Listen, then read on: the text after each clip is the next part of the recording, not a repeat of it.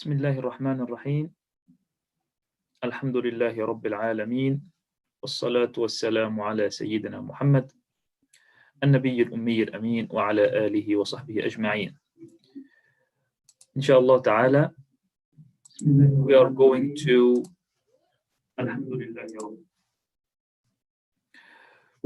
to learn today about some of the things that are disliked to do during the time of fasting, during the day of Ramadan. There are some certain things that it is disliked for you as someone who is fasting to do. أولا المبالغة في المضمضة والاستنشاق.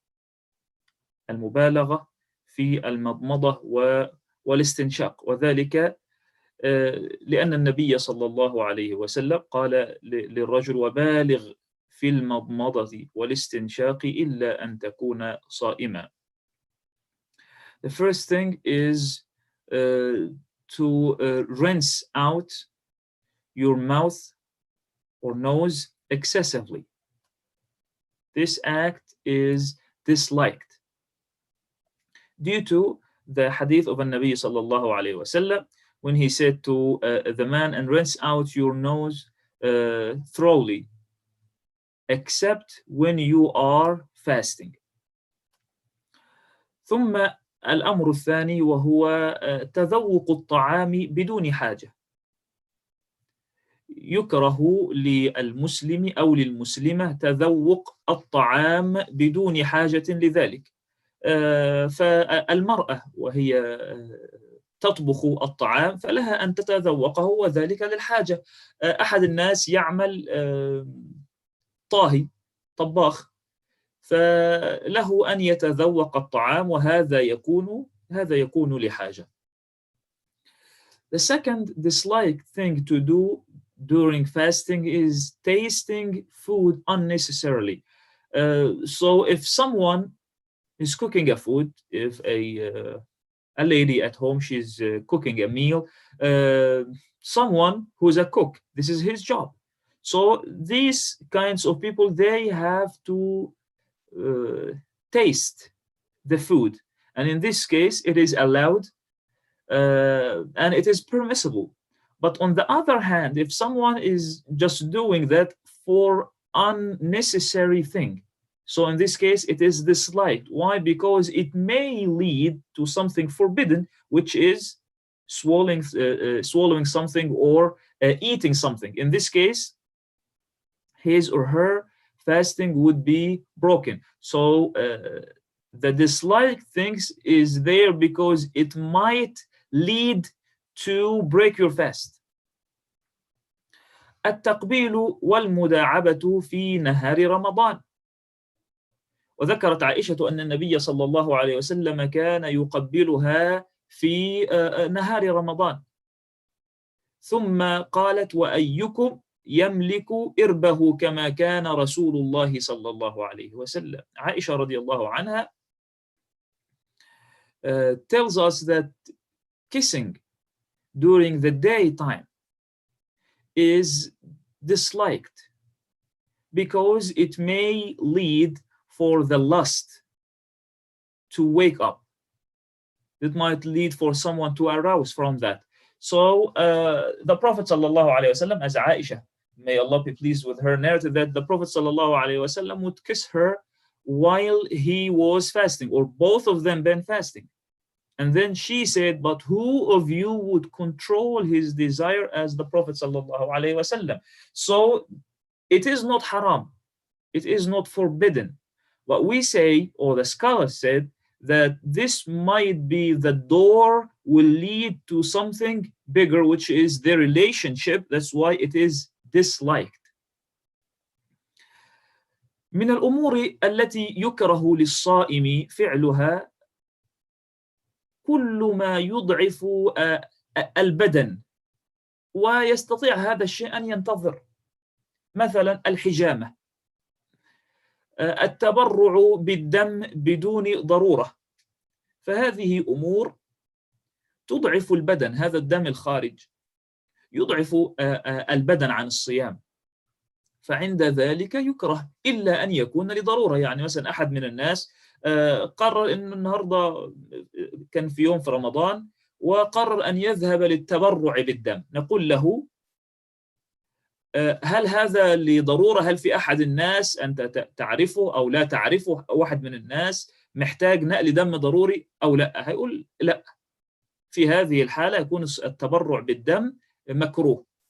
طيب إذا كان فيه شخص وشايفينه ونعلم أنه في حاجة إلى هذا الدم وهذا الشخص فصيلته متوافقة معه، عند ذلك ترتفع الكراهة، بل يجب عليه في هذه الحالة أن يتبرع له بالدم.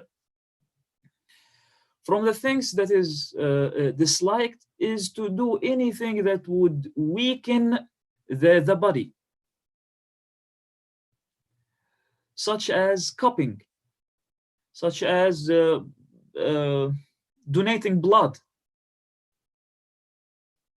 These things, if they can wait till night time, if they can wait till after Ramadan, then we should delay them. But in case somebody is badly injured and he needs or she needs blood, so someone can say, oh, it's disliked for me to make to give blood to anyone. In this case, no, it is even became a must. It is a fard to save this soul from death by giving the blood that is needed. الأمر الخامس وهو السواك بعد الزوال، وهذا على رأي مذهب الشافعي رحمه الله تعالى، بما أننا نجعل أو نشرح الصيام على مذهب الإمام الشافعي. فالسواك بعد الزوال. Using سواك after noon according to Imam al-Shafi'i. And there is also one narration from Imam Ahmad that he accepts the same opinion as Imam al-Shafi'i, and this is on the contrary of the opinion of the majority of the scholars, who they do not dislike siwak after afternoon. So these are 5 things that are disliked for you as someone who is fasting to do during the day of Ramadan. بقي لك أن تتعرف على مندوبات الصيام، مستحبات الصيام. أولا السحور، ويسن تأخيره قدر المستطاع إلا أن يخاف طلوع الفجر. السحور، لذلك لقول النبي صلى الله عليه وسلم: تسحروا فإن في السحور بركة. ويسن تأخيره، وذلك لما جاء في الرواية: ولا تزال أمتي بخير ما عجلوا الفطر، وزاد أحمد: وأخروا السحور. والمراد بالبركة تسحروا فإن في السحور بركة، أي بركة الثواب، أو ما يحصل للصائم في وقت السحر من التقوي على الصيام، وما يتضمنه الاستيقاظ في وقت السحر من الفضيلة الكبيرة، فهو وقت يستجاب فيه الدعاء. فعند ذلك هذا الذي استيقظ في هذا الوقت لتناول طعام السحور فإنه يدعو الله تعالى ويذكر الله تعالى، وكل هذا بركة. يبقى البركة في الثواب، البركة في التقوي على الصيام، الاستيقاظ في هذا الوقت له منافع، أن هذا وقت يستجاب فيه الدعاء فيستحب فيه الذكر والدعاء، وبذلك يكون المستيقظ في وقت السحر لتناول السحور قد نالته البركة. ثم تعجيل الفطر عند تيقن غروب الشمس، وذلك لقول النبي صلى الله عليه وسلم: لا تزال أمتي بخير ما عجلوا الفطر. From the sunan that we should take care of during Ramadan is eating sahur, having the meal of sahur. For the Prophet sallallahu alaihi wasallam, eat sahur, for it is a blessing. The scholars when they came to explain what kind of blessing that is in sahur.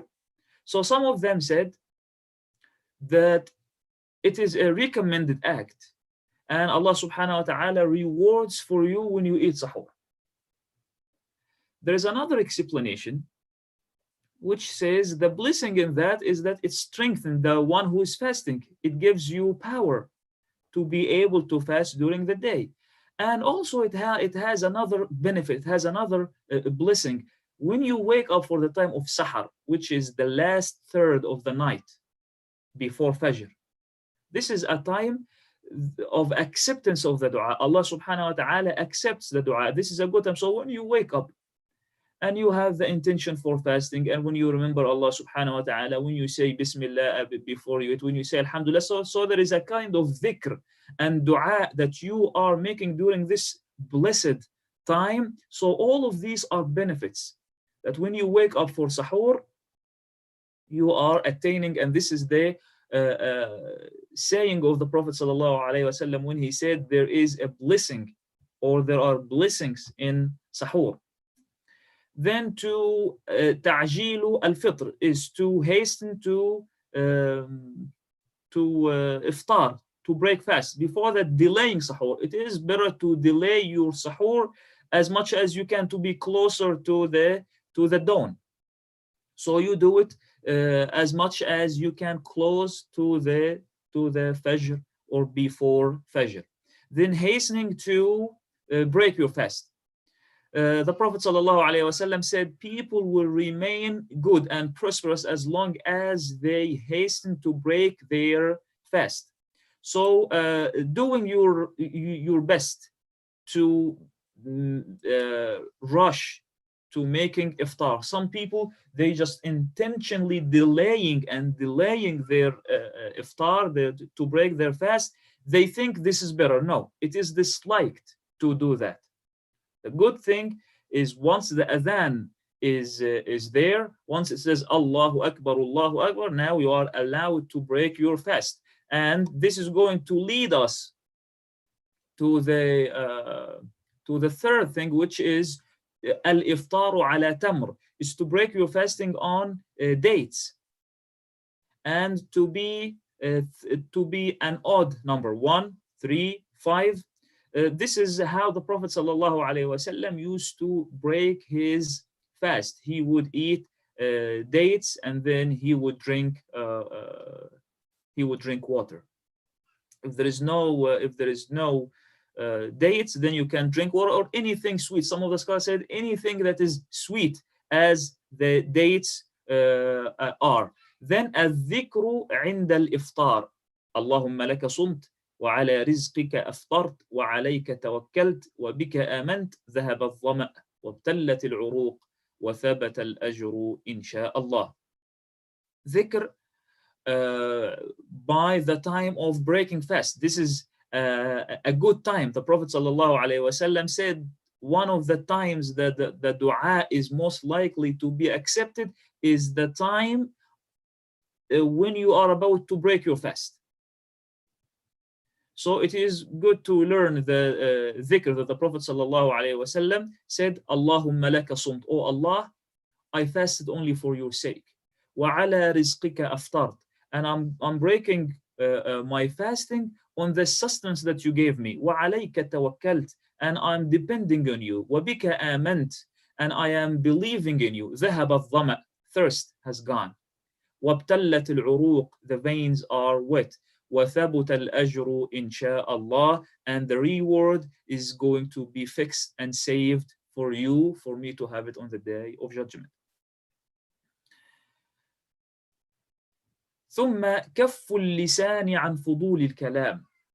كفه عن الحرام، كف اللسان عن الحرام فهذا فرض. أما كفه عن فضول الكلام الذي لا طائل من ورائه، لا تعود عليك لا منفعة ولا مضرة، فالأولى أن تترك هذا في نهار رمضان, is to abstain from useless speech. Abstaining from the haram speech is a must. But when it comes for the kinds of words or speech that has no benefit. Neither it's bringing you a reward nor is making you a sin. So this is useless speech. This is in vain. So you should not engage in such talking. Also, on the day of Ramadan, it's good to increase your sadaqah, your dua, your kindness to others, and also reciting the Quran, reading the Quran, making salah, sending peace and blessings to the Prophet sallallahu alaihi wasallam, all Ramadan during day and during night. These are some recommendations and some dislike things that you should keep away if it's disliked, or you should practice and do if it's recommended. نسأل الله تعالى أن يتقبل صيامنا وقيامنا وصالح أعمالنا، وأن يرفع درجاتنا، وأن يجعلنا في المهديين، وأن يرزقنا شفاعة نبينا محمد صلى الله عليه وسلم يوم الدين. آمين. وصل اللهم على سيدنا محمد وعلى آله وصحبه وسلم تسليما كثيرا. والسلام عليكم ورحمة الله وبركاته.